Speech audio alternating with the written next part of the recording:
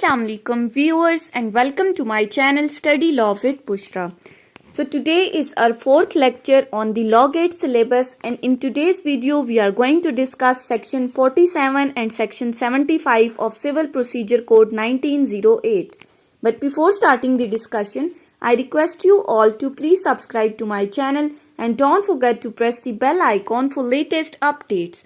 Do share this video with your friends and don't forget to comment your feedback. So let's move towards the discussion. Section 47 और 75 दोनों ही बहुत ज़्यादा important sections हैं, लिहाजा आपने attentively इस वीडियो को सुनना है ताकि इजीली आपको ये सेक्शन समझ में आ जाएं। अब तक लॉ गेट के सिलेबस के अकॉर्डिंग हम सेक्शन 1 से सेक्शन 20 तक डिस्कस कर चुके हैं। आज की वीडियो में हम ये दो इम्पॉर्टेंट सेक्शन डिस्कस करेंगे। So starting from section 47। Section 47 की अगर आप टाइटल को देखें तो इसके टाइटल क्या कहता है, questions to be determined by the court executing the decree. अब यहाँ डिक्री की एग्जीक्यूशन की बात आ गई है कि डिक्री का इजरा किस तरह से होता है। Section 47 the most important section regarding the law gate MCQs. अच्छा, सबसे पहले एक सूट फाइल होता है, उसके बाद एविडेंसेस रिकॉर्ड इश्यूज फ्रेम हुए, एविडेंसेस रिकॉर्ड हुए, कोर्ट ने डिक्री पास की। अब ये डिक्री पास होने के बाद का जो प्रोसीजर है सेक्शन 47 इसको डिस्कस कर रहा है। क्या कहता है कि जितने भी क्वेश्चंस अराइज होते हैं during the execution of decree, उन तमाम क्वेश्चंस को डिटरमिन कौन करेगा, डिसाइड कौन करेगा, वो कोर्ट जो डिक्री की एग्जीक्यूशन कर रही है, यानी कि एग्जीक्यूटिंग कोर्ट। उसके लिए आपको सेपरेट सूट फाइल करने की जरूरत नहीं है। सेक्शन 47 बेसिकली ये कह रहा है। अब अगर हम इनकी क्लॉजेस को डिस्कस करें तो क्लॉज 1 क्या कहती है, all the questions arising between the parties in a suit. यहां पर क्या बात हुई है, ऑल द क्वेश्चंस, जितने भी क्वेश्चंस जो अराइज हो रहे हैं किन के दरमियान, उन पार्टीज के दरमियान जो सूट का हिस्सा हैं, वो तमाम पार्टीज जो सूट का हिस्सा हैं उनके दरमियान जितने भी क्वेश्चन अराइज हो रहे हैं। कौन सी पार्टीज, जिनके अगेंस्ट कोई डिक्री पास हुई है, जिनके लिए कोई कोर्ट ने डिक्री पास किया, ऑब्वियसली एक के फेवर में और एक के अगेंस्ट में, या फिर ये पार्टीज या फिर इनके रिप्रेजेंटेटिव क्या है, जो इनको रिप्रेजेंट कर रहे हैं। इन पार्टीज के बिहाफ पे अगर कोई बंदा आया, in case of the death of any party, वो कोई भी हो सकता है, उसके लीगल हेयर्स भी हो सकते हैं। तो अगर ऐसे पार्टीज या इन रिप्रेजेंटेटिव के दरमियान किसी किस्म का कोई क्वेश्चन अराइज होता है, किससे रिलेटेड, रिलेटिंग टू, 3 चीजें बताई हैं। Firstly execution, second discharge and third one is satisfaction of decree. अगर इन तीनों सिचुएशंस में, इन तीनों से रिलेटेड कोई क्वेश्चन अराइज होता है, एग्जीक्यूशन, डिस्चार्ज या सेटिस्फैक्शन ऑफ डिक्री से रिलेटेड किसी भी किस्म का कोई भी क्वेश्चन जो पार्टीज के दरमियान अराइज होता है या उनके रिप्रेजेंटेटिव के दौरान, तो आगे लिखा हुआ है shall be determined bye, mandatory provision है, कोर्ट के लिए मस्ट है। कौन सी कोर्ट के लिए, वो कोर्ट जो डिक्री को एग्जीक्यूट कर रही है। एग्जीक्यूटिंग कोर्ट के लिए मस्ट है कि वो इन क्वेश्चंस को डिटरमिन करेगी। सिंपली आपने इसके लिए एक एप्लीकेशन फाइल करनी है, इसके लिए आपको सेपरेट सूट फाइल करने की जरूरत नहीं है। सो क्लॉज 1 के अकॉर्डिंग जब कभी पार्टीज के दरमियान जो सूट का हिस्सा हैं या उनके रिप्रेजेंटेटिव के दौरान किसी भी किस्म का क्वेश्चन अराइज होता है रिगार्डिंग द एग्जीक्यूशन, डिस्चार्ज और सेटिस्फैक्शन ऑफ डिक्री, तो उसको एग्जीक्यूटिंग कोर्ट डिटरमिन करेगी, उसके लिए सेपरेट सूट फाइल करने की जरूरत नहीं है। क्लॉज 2 में आ जाएं। क्लॉज 2 कहता है द कोर्ट में, अब यहां मैंडेटरी प्रोविजन नहीं है, कोर्ट की डिस्क्रिशन है, मे और may not. The court may, subject to an objection as to limitation or jurisdiction।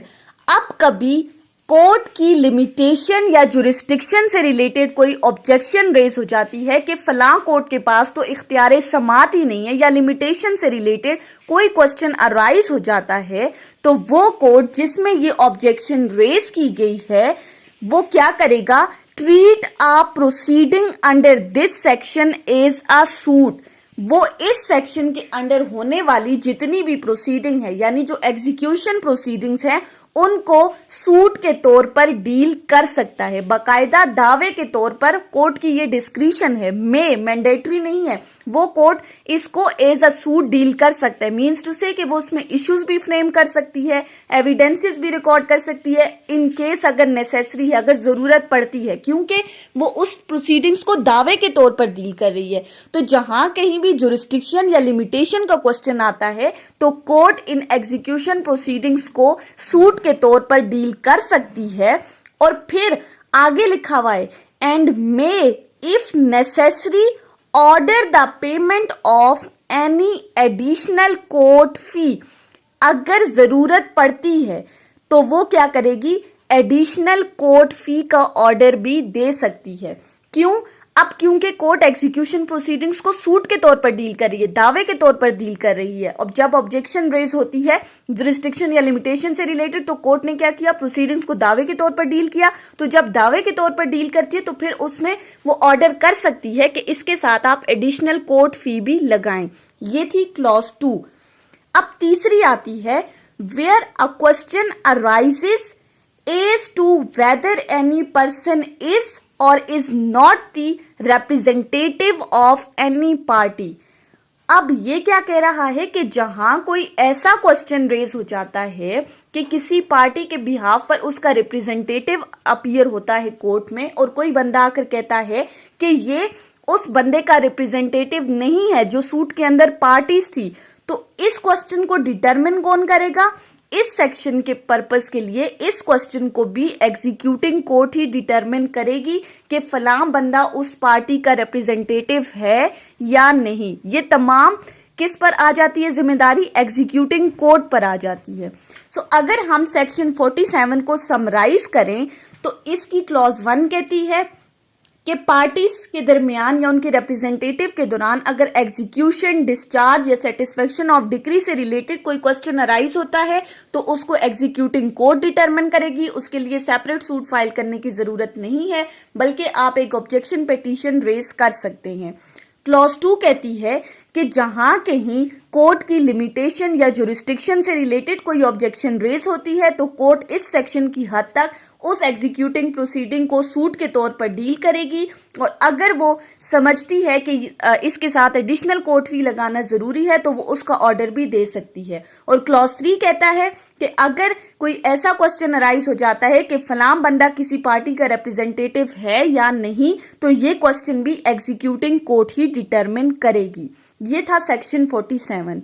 उसके बाद आ जाते हैं सेक्शन 75 के ऊपर। सेक्शन 75 डील करता है power of court to issue commission.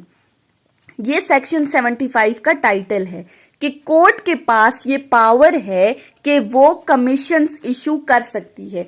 अब देखना ये है कि कोर्ट की ये पावर यूज कब होती है, कब कब कोर्ट कमीशन अपॉइंट कर सकती है। सो सेक्शन 75 को अगर हम देखें तो इसका स्टार्ट है subject to such conditions and limitations as may be prescribed.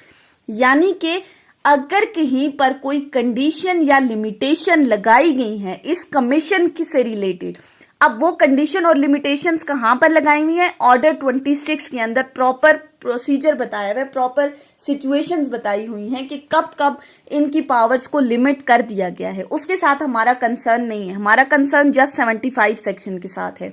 तो इन तमाम कंडीशंस को मद्देनजर रखते हुए कोर्ट क्या कर सकती है? कमीशन इशू कर सकती है। अब सेक्शन 75 ने ये तो कह दिया कि कोर्ट ने कमीशन इशू करना है, उसके साथ आगे वो सिचुएशंस बता रही है, वो सर्कमस्टांसेस बता रही है कि कब कब कोर्ट कमीशन इशू कर सकता है। अब ये हमने देखना है कि वो सिचुएशंस कौन सी हैं। सिचुएशंस को देखने से पहले कमीशन बेसिकली है क्या, कमीशन अपॉइंट क्यों किया जाता है?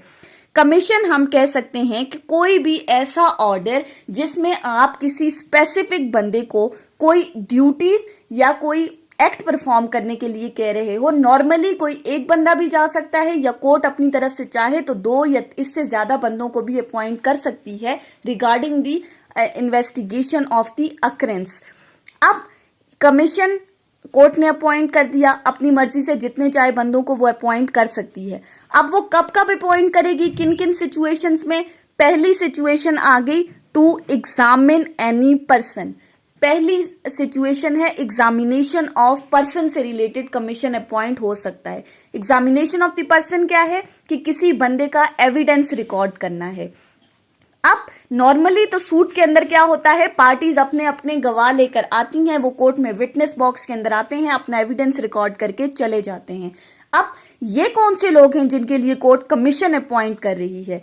इन केस अगर कोई बंदा बीमार है या ओल्ड एज का बंदा है जो कोर्ट में नहीं आ सकता, या कोई पर्दा नशीन खातून है जिसका कोर्ट में आना पॉसिबल नहीं है, या कोई ऐसा बंदा है जो आउट ऑफ कंट्री जा रहा है और उसकी जाने से पहले उसकी एविडेंस रिकॉर्ड करना बहुत जरूरी है, तो कोर्ट उस बंदे के लिए एक कमीशन अपॉइंट करेगी जो इन तमाम बंदों के पास जाएगा, उनका एविडेंस रिकॉर्ड करेगा और एविडेंस रिकॉर्ड करने के बाद वो कोर्ट में लेकर आएगा। या फिर इन केस कोई पब्लिक सर्वेंट है जो अपनी ड्यूटीज की वजह से कोर्ट में अपीयर नहीं हो सकता, तो उसके लिए भी कोर्ट उसके एविडेंस को रिकॉर्ड करने के लिए कमीशन अपॉइंट कर सकती है। दूसरी सिचुएशन है to make a local investigation.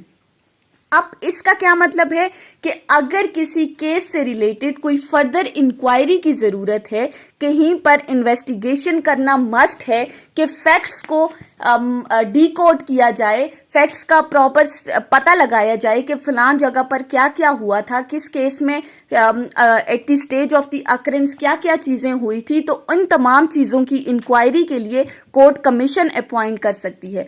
अब यहाँ वर्ड है लोकल इन्वेस्टिगेशन, यहाँ क्रिमिनल इन्वेस्टिगेशन की बात नहीं की गई। कोर्ट कभी भी क्रिमिनल इन्वेस्टिगेशन के लिए कमीशन अपॉइंट नहीं कर सकती। कमीशन सिर्फ और सिर्फ लोकल इन्वेस्टिगेशन के लिए अपॉइंट होगा। ये लॉ गेट के हवाले से बहुत ही इंपॉर्टेंट एमसीक्यू है। ये दो सिचुएशन होगी, examination of person, local investigation से रिलेटेड। तीसरी चीज आती है टू एग्जामिन और adjust accounts.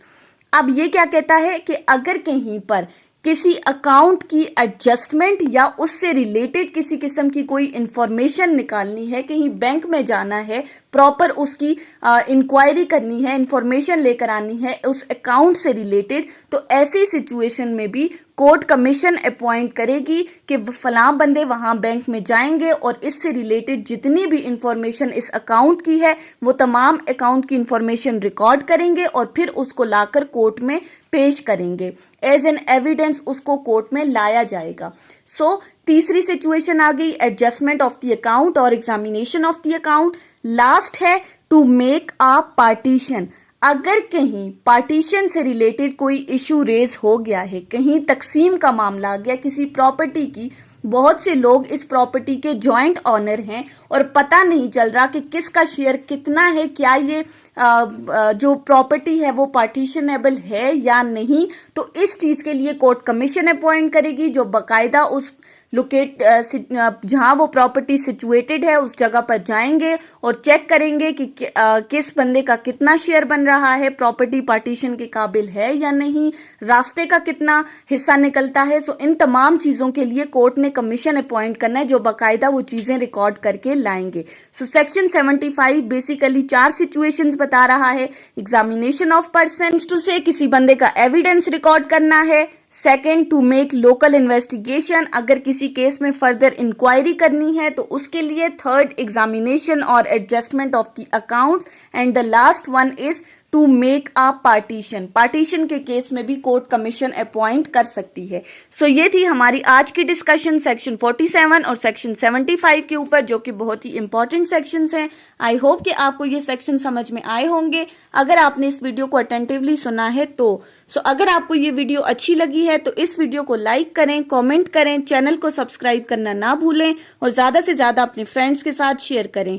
Thank you so much for watching. Till then, अल्लाह हाफिज।